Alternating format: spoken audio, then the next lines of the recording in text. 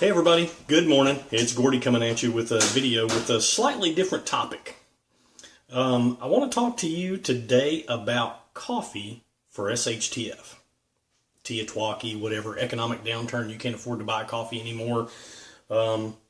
Whatever, shipping is messed up, so you can't get coffee imported into this country because we don't grow coffee here in this country.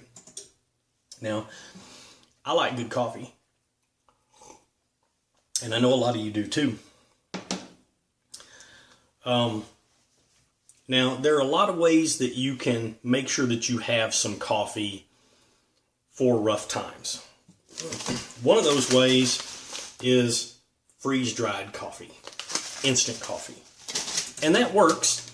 It's not too expensive, but I've been doing a little research here lately. See, years ago, I used to watch a YouTuber called Main Prepper. A bunch of you guys probably remember him. And he talked about, in a few of his videos, about storing green coffee beans. So here lately I've been doing a little bit of research and decided to give home roasting a try. So I went on the internet and I found some green coffee beans. These are Nicaraguan coffee beans, just something to try. 2 pounds of coffee beans for less than 15 bucks delivered.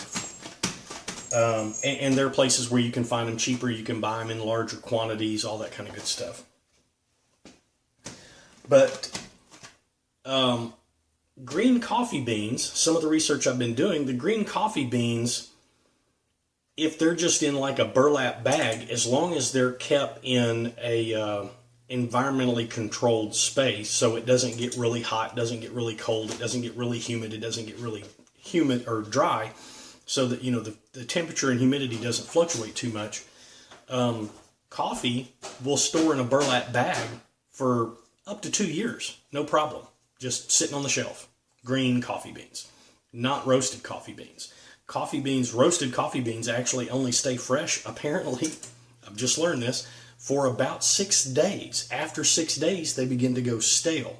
So I'm sure if you're buying coffee beans from major name brand stores or whatever, they're probably already going stale by the time you get them. And then by the time you go through a 1 pound bag of beans, probably not all that great. But if you could take some green beans, and see, that's just a 1 cup of green beans. And in fact, yeah, let me bend this down here a little bit so you can get a good look at what those green beans look like. Hopefully I'm not going to make you too dizzy. And I've got my my stuff set up here so that we can do a little roasting for you. Let me straighten that up a little bit better. So I've got some tools, not a whole lot required to do this, but a lot of these places that you can buy this green coffee, they'll sell it to you already vacuum sealed in Mylar bags or really thick. This one here is a really thick plastic bag, but it's just a Ziploc bag. It's not vacuum sealed.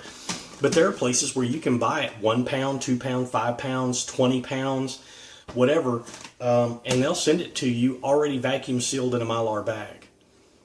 Vacuum sealed, it'll last for years as green coffee sitting on the shelf. The green coffee community likes to say that if it's comfortable for you, it's a good place to store your coffee. So if you keep it in your house, in your pantry or whatever, it'll last for a long, long time. I'm going to give this a go and see how it goes. I'm not going to invest a whole lot of money. I'll quickly show you the tools that are required to do the roasting here. So again, I'm sorry about the getting dizzy thing, but I've got, this is a deep skillet. I think this is a 12-inch skillet and a wooden spoon because you have to stir it constantly. And this right here, these are some of those store brand beans that after we're done roasting, we'll compare mine and see what they look like. And I've already showed you the green beans. Over here, this is just a sieve, a colander, it's however you want to call it. And it's in the big plastic bowl because once the beans are roasted, you'll dry them or cool them off pretty quickly, and I don't want the chaff and everything to get all over the place because the kitchen's clean now, and I don't want to anger my wife making a mess. So the skillet has been on slightly lower than low medium or medium low on the stove for about 10 minutes, kind of coming up to a good temperature, a good solid temperature, and it's just a dry skillet. No oil. The coffee has oils in it naturally. So I'm going to adjust the camera back down here where you can see the skillet, and I'm not going to make you watch the whole thing. The whole process takes about 15 minutes or so, depending on how darkly you want it roasted. I'm going to try and go for a medium roast. Let me give you a little idea of some of the research that I did.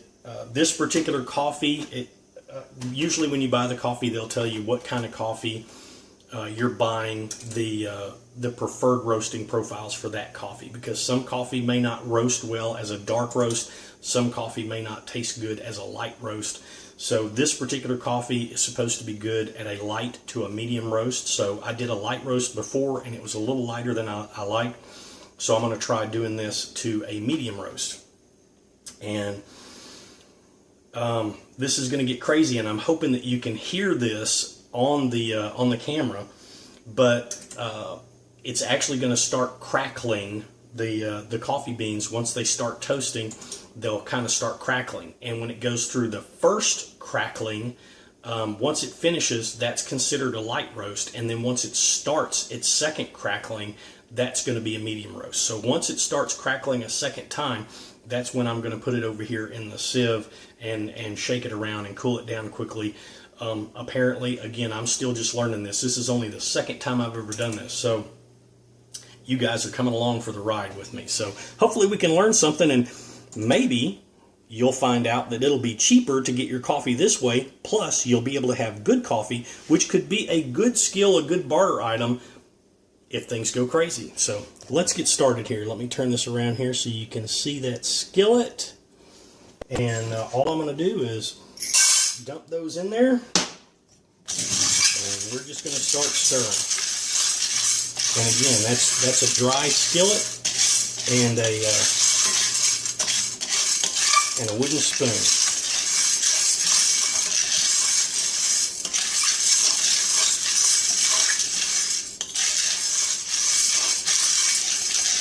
So we'll come back here in just a little bit as they start to change color, and I'll show you a few times as they start to change color. Okay, hopefully you can see a little bit here how they're starting to brown a little bit. They're no longer the green, and they're starting to smoke a little bit. The smoke is normal. Apparently the darker they get, the more it's going to smoke. So we're going to keep going at this, and again, I'll try and show you a little bit of the process as we go along. Yeah, I had to get a hot pad because the skillet's a little bit warm there. And we haven't started cracking yet, but it probably won't be too much longer. All right, we'll see you in a couple. Okay, I've had a couple of cracks. So I'm going to go ahead and leave it going for a little bit so that maybe you can hear some of this.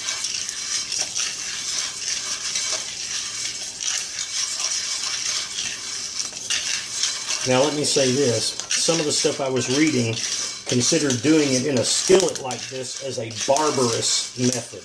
Barbaric. This is barbaric. But you know, if you're trying to plan for not having electricity, you could do this over an open fire if you needed to or wanted to or whatever. So hopefully you can hear it. It sounds like really loud Rice Krispies when it pops.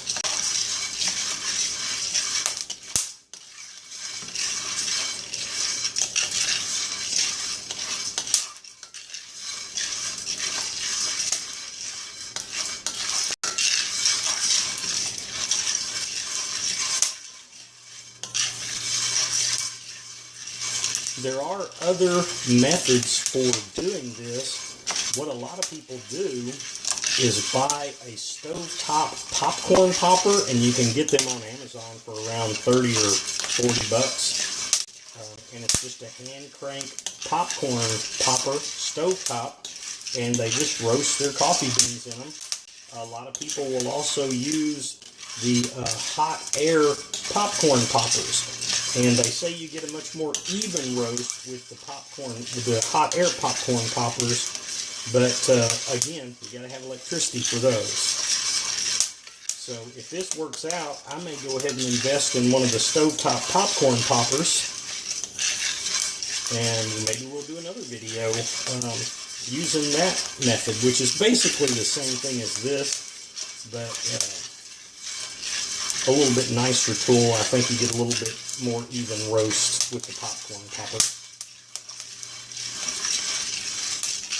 And I think you guys should be able to hear the cracking going on. That's the beans beginning to release the oils that are in them.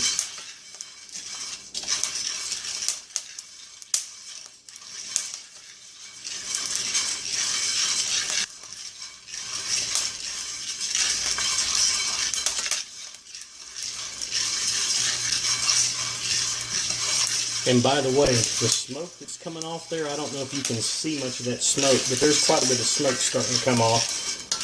And that smoke is not that pleasant roasted coffee aroma that we're all so familiar with. The beans need to kind of mellow out after they've been roasted for about 6 to 12 hours. They have to degas. They release CO2 for a while after they've been roasted, at which point they begin to smell like the coffee that you're used to smelling.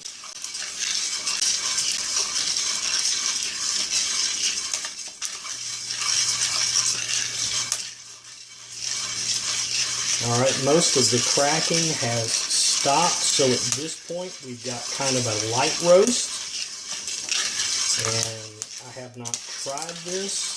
But as we go into a medium roast, it's supposed to go through a second cracking or popping or whatever, at which point we'll have a medium roast. So that's what I'm shooting for this time.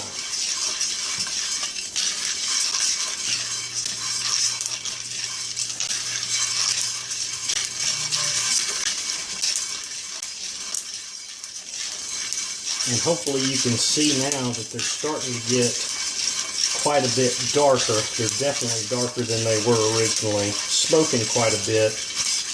Haven't quite reached that second crack yet, but I think we won't be too far.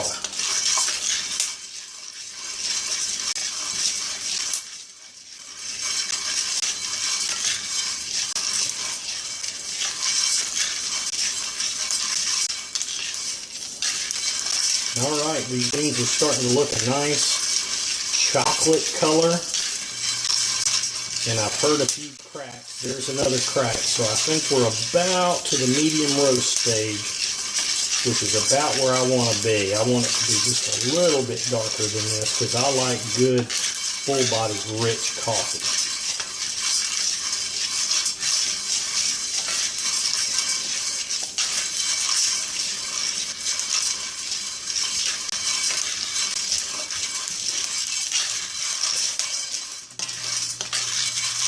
Yeah, we are definitely hearing cracking, so here we go. I'm going to turn the stove off.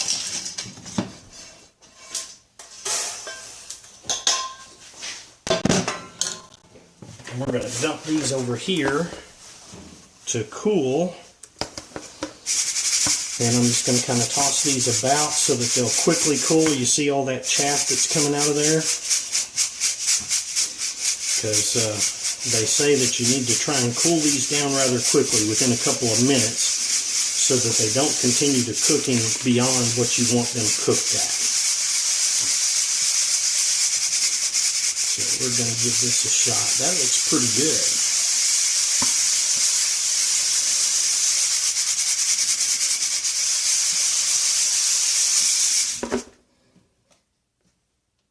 Here, I'm going to scoot us over here so I can set this down.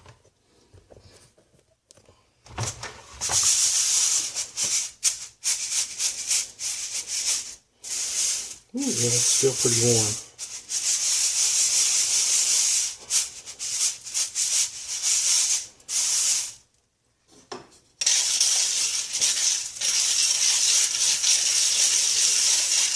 And this also helps to get the chaff out of your beans, so when you go to grind it, you don't get that extra chaff in there. I don't know if the chaff adds bitter or anything, but just trying to follow the instructions on the internet.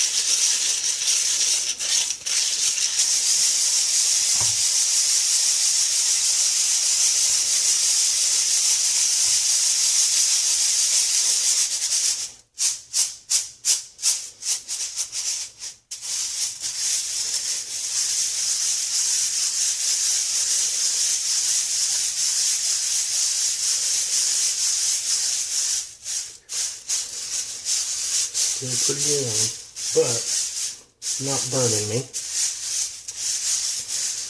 And yes, my hands are clean, except for the coffee on them.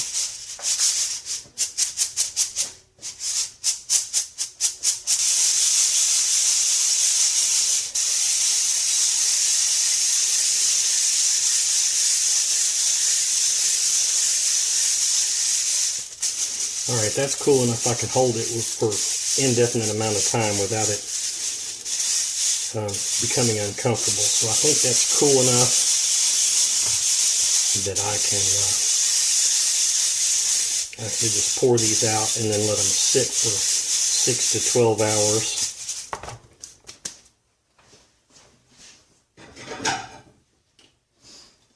So we'll grab a plate here.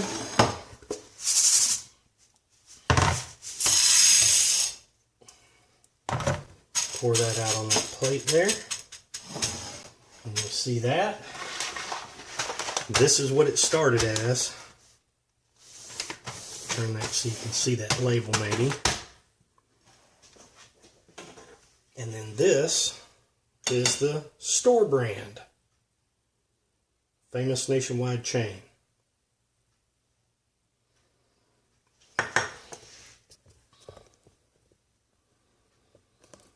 And of course the store brand coffee cost, I don't know, 16 bucks for a pound. Is that even a pound? I'm not going to show you the label, but yeah, that's a pound. So 16 bucks for a pound, or I can get 2 pounds for less than 15. And if I buy from a different source, I can get a pound of coffee for 8-10 bucks. And then, you know, already vacuum sealed, ready to go. So, leave me a comment down there and let me know what you think of the idea. I think this will be a good way to make sure that you've got coffee for bad times, and also a very, very good barter item, I think. Good skill to have. All right, y'all take care. I'll catch you next time.